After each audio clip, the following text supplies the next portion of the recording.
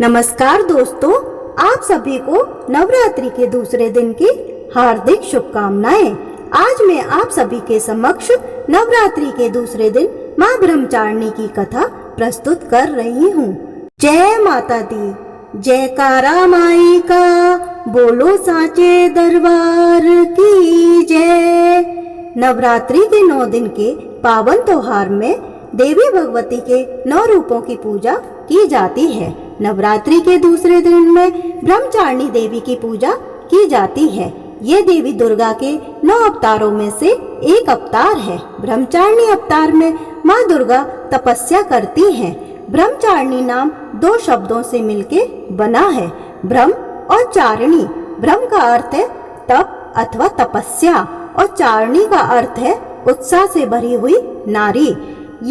या देवी सर्वभूतेषु माँ ब्रह्मचारिणी रूपेण संस्थिता, नमस्तस्यै नमस्तस्यै नमस्तस्यै नमो नमः। शास्त्रों के अनुसार ब्रह्मचारिणी का अर्थ तप की चारिणी यानी तप का आचरण करने वाली बताया गया है।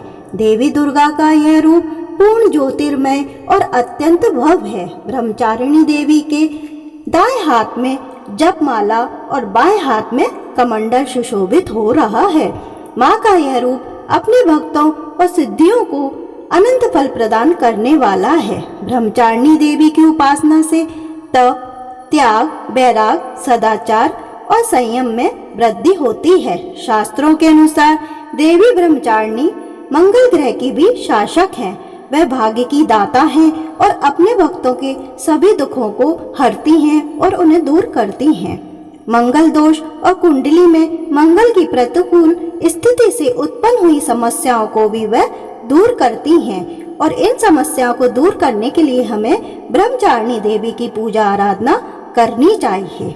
आइए अब आप और हम सब मिलकर सुनते हैं ब्रह्मचारिणी माता की कथा।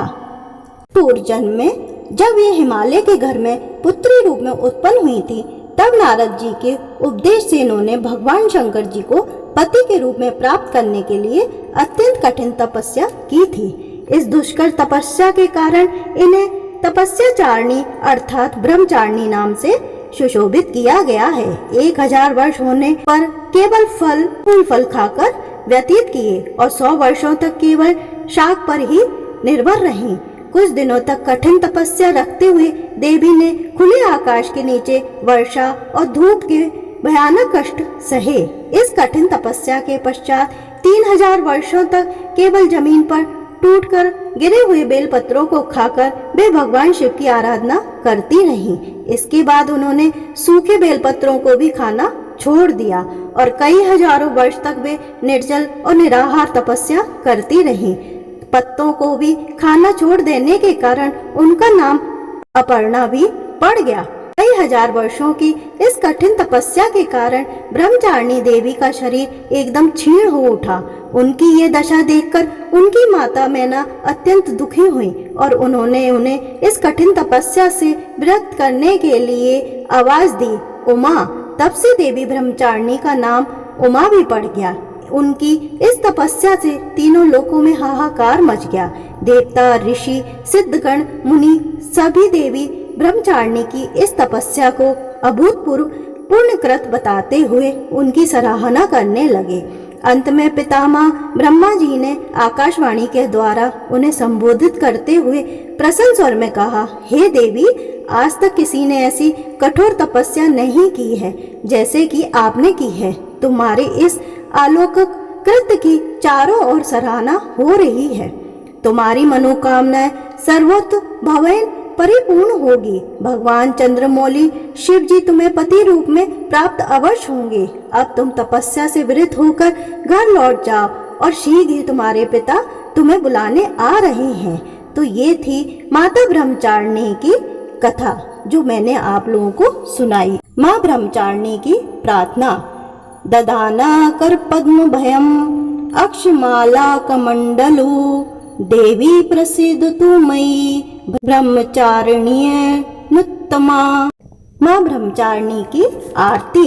जय अम्बे ब्रह्मचारिणी माता, जय चतुरानन प्रिय सुखदाता। ब्रह्मा जी के मन को भाती हो, ज्ञान सभी को सिखलाती हो।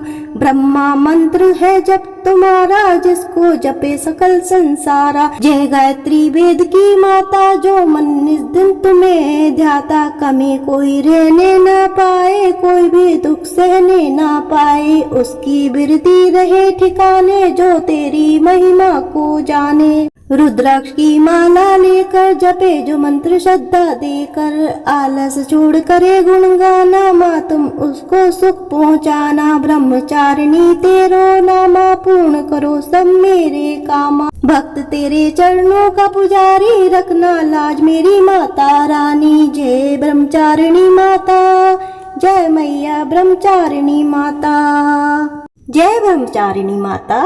हे माता रानी, आपकी कथा कहने और सुनने वाले, आपके मंत्रों पाठ करने वाले सभी पे आप अपना आशीर्वाद और अपनी कृपा दृष्टि बनाए रखना।